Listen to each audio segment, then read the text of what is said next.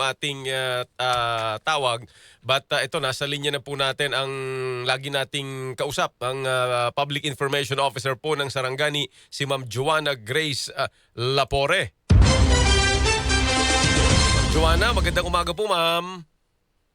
Magandang umaga, Sir Ricky. Opo, ay nako, di kami makikikumusta sa Sarangani dahil particular ba sa Sarangani, ilan po ang latest ninyong namatay o naapektuhan dahil po dito sa habagat?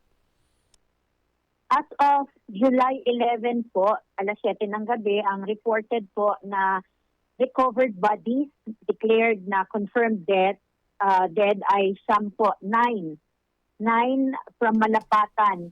Actually po, may isang missing, yung 1-year-old na apo nung isang namatay din. Yun hindi po na-recover kasi nga po mahirap yung area na kung saan ang pag-recover talagang malaking challenge po. So, siyam ang confirmed na dead, isa ang missing sa Malapatan. Tapos may dalawa din pong reported missing sa Glan. Sa Glan. Yung Malapatan, talagang ano to, ma'am, no? Coastal area din ito, no?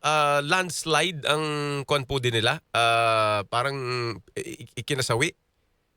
Opo, ang cause of death is due to landslide. Oo. Doon po to sa Sitio Blisong, Barangay Poblacion, pero sa may medyo bundok po ito na area.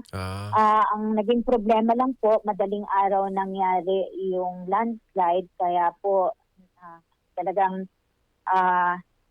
heartbreaking po na 2 pamilya ang apektado dahil po sa landslide na ito.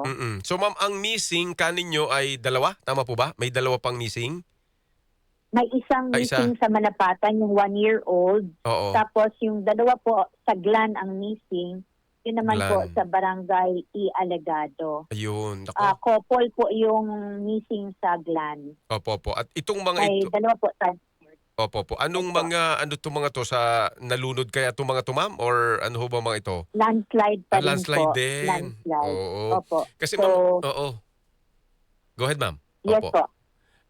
Dahil nga po sa habagat, yung Southwest Monsoon, nagkaroon po ng incessant po yung ulan. Talagang tuloy-tuloy at naapektuhan kasi nga po dahil bago lang din tayo nakaranas ng lindol at mga aftershock. Opo. Medyo prone to landslide na talaga yung mga areas natin. Plus, dahil nga po sa ulan. Oo. So kumbaga, ma'am Joanne,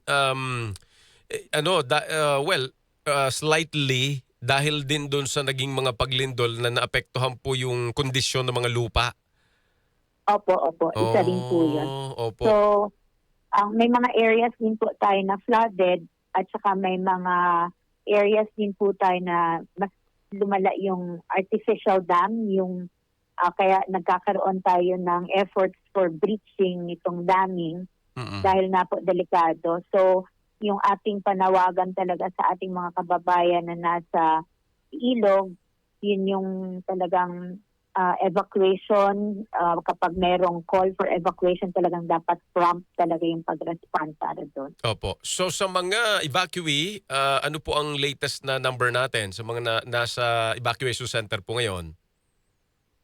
Sa ating pong evacuation centers, may mga families po tayo. We have 121 families na nasa evacuation center sa Maasin. Merong 476 families sa Malapatan.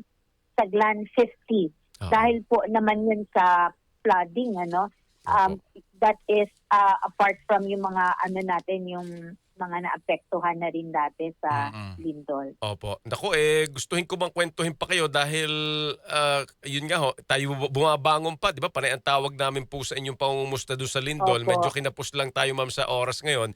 Siguro, ma'am, sa mga susunod na araw, tawagan po ulit namin kayo para tayo magkwentuhan. Opo. Salamat, ma'am Joanna. Thank you po.